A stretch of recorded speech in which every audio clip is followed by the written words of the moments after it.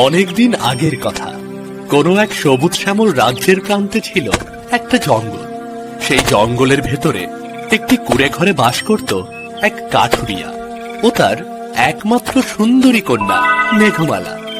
মেঘমালা যেমন ছিল রূপবতী, তেমনি জ্ঞানের দিক থেকেও অনেক এগিয়ে। বাবা, অনেক বেলা হয়ে গেছে, আর কত কাজ করবে? খাবে না বাবা? হ্যাঁ রে মা, হ্যাঁ, খেতে তো হবে। না খেয়ে কি আর কাজ করা যায়? এই তো এই কাঠ কাটা হয়ে গেছে, এখন খেয়ে দে, আবার জঙ্গলের ভেতরে কাঠ কাটতে যাব। ঠিক আছে, তাহলে আর দেরি করো না, ভেতরে এসে খেয়ে নাও। হ্যাঁ আসছি, তুই ভেতরে গিয়ে সব বেড়ে রাখ, আমি এখনই আসছি। পাগল মেয়ে একটা, সব সময় বাবার খেয়াল রাখে। মেয়েটা না থাকলে আমার যে কি হতো।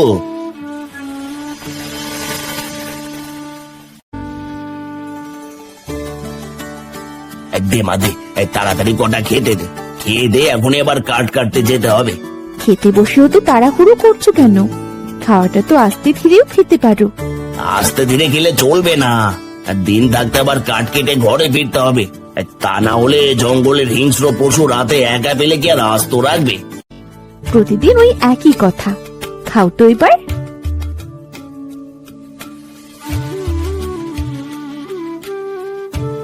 মারে, তোর মা মরার পর দিন থেকে সারাদিন তোকে অনেক কষ্ট করতে হয়।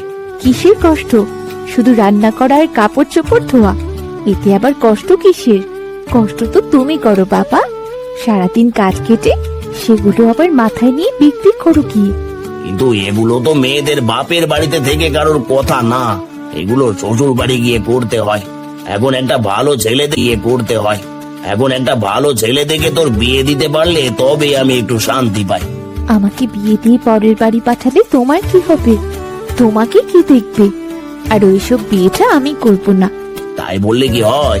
মেয়েদের তো শ্বশুর বাড়ি যেতেই হবে। খবরদার বাবা, আমার বিয়ের কথা একদম বলবে না। আমি বিয়ে করব না, আমি তোমাকে ছাড়া থাকতে পারবো না বাবা। আর ঠিক আছে ঠিক আছে, আর বলবো না, আমার খাওয়া হয়ে গেছে, এবার আমি তাহলে আসি। ঠিক আছে যাও, কিন্তু দিন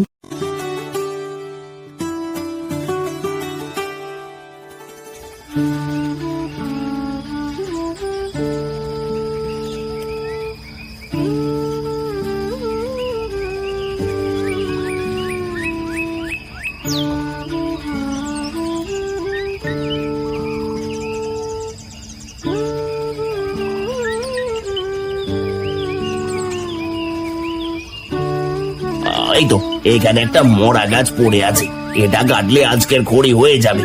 এটাই কেটে নিয়ে যাই।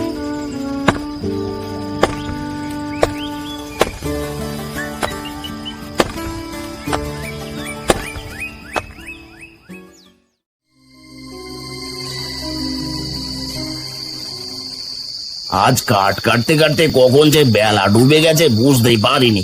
এদিকে চারপাশে শুধু হিংস্র প্রাণীদের ডাক শোনা যাচ্ছে। জানি না আজ সুস্থভাবে বাড়ি ফিরতে পারবো কিনা। এ তো বাঘ। কোনো মতে জানটা হাতে নিয়ে পালিয়ে এসেছি, কিন্তু এত রাতে কোথায় যাই? এখন তো এই জঙ্গলে কোনো রাস্তাও চেনা যাবে না। আর তাহলে বাড়ি যাব কিভাবে? ওদিকে বাড়িতে মেয়েটা একা রয়েছে, না জানি মেয়েটা কত চিন্তা করছে। ওই তো ওখানে আলো দেখা যাচ্ছে, তার মানে ওখানে মানুষ আছে। আলোটা বেশি দূরে নয়, ওখানে গেলে কাউকে না কাউকে পেয়েই যাবো। যাই ওখানে যাই। এত রাত হয়ে গেল, বাবা তো এখনো এলো না। কখনো তো এত রাত করেননি। বাবা কোনো বিপদে পড়লো না তো? বাবার কিছু হলে একাই জঙ্গলে কিভাবে থাকবো? হে আল্লাহ, তুমি আমার বাবাকে সুস্থ। যাই হোক, বাঁচতে হলে ভিতরে যেতেই হবে।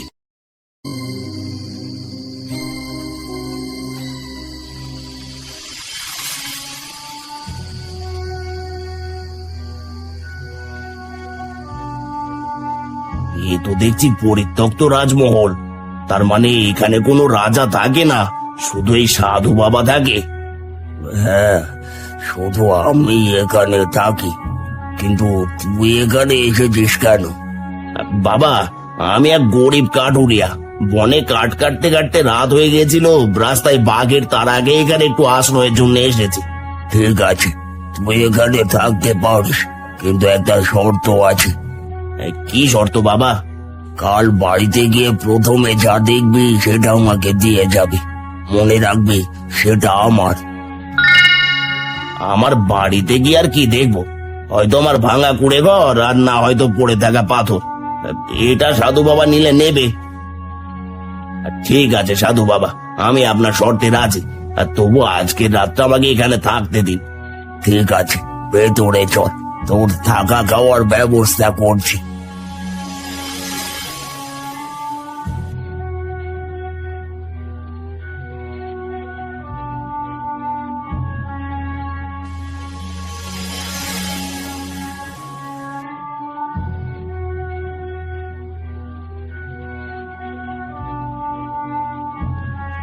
এগুলো খেয়ে আজকে রাতটা এখানে কাটিয়ে সকাল হলে সোজা বাড়ি চলে যাবে।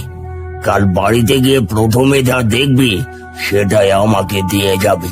তা না হলে সেই জিনিস অভিশপ্ত হয়ে যাবে। ঠিক আছে সাধু বাবা।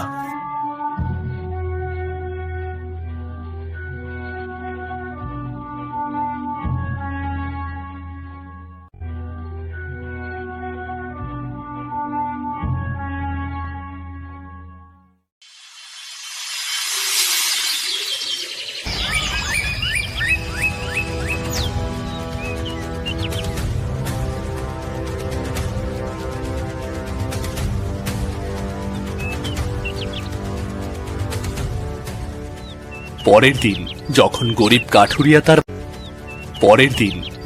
গরিব কাঠুরিয়া তার বাড়িতে চলে আসে, তখন সে প্রথমে তার বাড়িতে তাকাতেই মেঘমালাকে দেখতে পায়। মেঘমালাকে দেখে কাঠুরিয়ার মাথায় আসতে শুরু করে।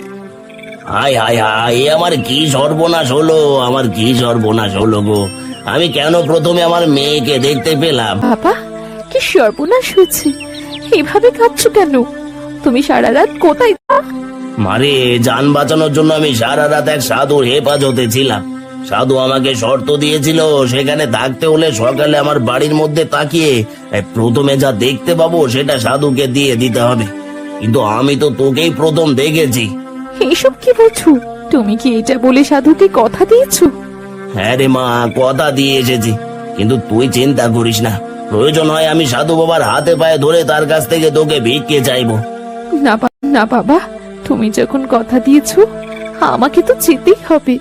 চলো, এক্ষুনি ওই সাধুর কাছে চলো। কিন্তু মা। কোনো কিন্তু নয়।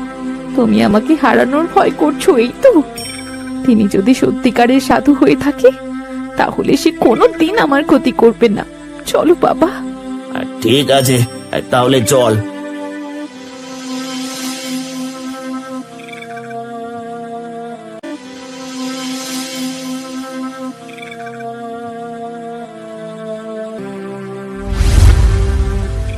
এসেছিস তাহলে? হ্যাঁ এসেছি সাধু বাবা, কিন্তু আমি আপনার কাছে ক্ষমা চাই। আপনি বলেছিলেন আমার বাড়িতে গিয়ে প্রথমে চোখের সামনে যা দেখতে পাবো সেটা আপনাকে দিয়ে দিতে হবে।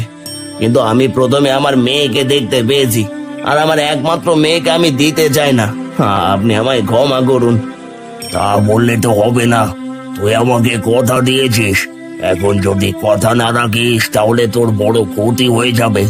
তুই তোর মেয়েকে একেবারে চিরতরের জন্য হারিয়ে ফেলবি। না সাধু বাবা, না। আমার বাবা যখন আপনাকে কথা দিয়েছে তাই আমি তার কথা রাখবো। বলুন, আমাকে কি করতে হবে? তুমি অপরূপ সুন্দরী, তোমার রূপের তুলনা হয় না। তোমাকে যদি কোনো রাজকুমার দেখে তাহলে সেটা রাজ্যের বিনিময় হলেও তোমাকে পাওয়ার চেষ্টা করবে। এবার তোমার রূপের সাথে তোমার বুদ্ধির পরীক্ষা দিতে হবে। তুমি যদি আমার প্রশ্নের সঠিক উত্তর দিতে পারো তাহলে আমি তোমাকে মুক্ত করে দেব। আর যদি না পারো তাহলে তোমাকে সারা জীবন আমার সেবিকা হয়ে থাকতে হবে। না সাধু বাবা, আপনি আমার ছোট্ট মেয়েটাকে এমন কঠিন প্রশ্নের সম্মুখীন করবেন না। আপনি ওকে ক্ষমা করে দিন, আমাদেরকে যেতে দিন। না, আপনি প্রশ্ন করুন, আমি আপনার প্রশ্নের উত্তর দিতে প্রস্তুত। আমার প্রথম প্রশ্ন, এই বিশাল পৃথিবীতে সবচেয়ে মূল্যবান জিনিস কি? সময়। সময় হলো সবচেয়ে বেশি মূল্যবান, যা একবার চলে গেলে আর ফিরে আসে না। বাহ, তোমার উত্তরটি সঠিক হয়েছে। এবার দ্বিতীয় প্রশ্ন, সবচাইতে শক্তিশালী কোন জিনিস? ভালোবাসা, কারণ ভালোবাসা ঘৃণা আর বিদ্বেষকে জয় করতে পারে। বাবা বাবা, অতি উত্তম। এবার শেষ প্রশ্ন, কোন জিনিস মানুষকে সুখ ও তৃপ্তি দেয়? অন্যের মুখে হাসি ফোটানো, কারণ অন্যের মুখে হাসি ফুটিয়ে যে সুখ আর তৃপ্তি পাওয়া যায় তার কিছুতেই পাওয়া যায় না। হে কি, এইসব কি হলো? তার মানে আপনি সাধু বাবা নন? না, আমি কোনো সাধু বাবা না, আমি এই রাজ্যের রাজকুমার। এতদিন এক জাদুকরের জাদু শক্তির কারণে সাধু হয়েছিলাম, আর আমার রাজ্যের প্রজারা সহ অদৃশ্য হয়েছিল। তোমার 3টি সঠিক উত্তরের কারণে আমরা সেই জাদু শক্তি থেকে মুক্তি পেয়েছি। আমার রাজ্যের ওপর থেকে সকল খারাপ শক্তি বিলীন হয়ে গেছে। তুমি প্রমাণ করে দিয়েছ তুমি শুধু অপরূপ সুন্দরী না, তার সাথে অধিক জ্ঞানী। তুমি চাইলে আমার রানী হয়ে থাকতে পারো। না রাজকুমার, আপনি হলেন এই রাজ্যের রাজকুমার, আর আমার মেয়ে হলো সামান্য কাঠুরিয়ার মেয়ে।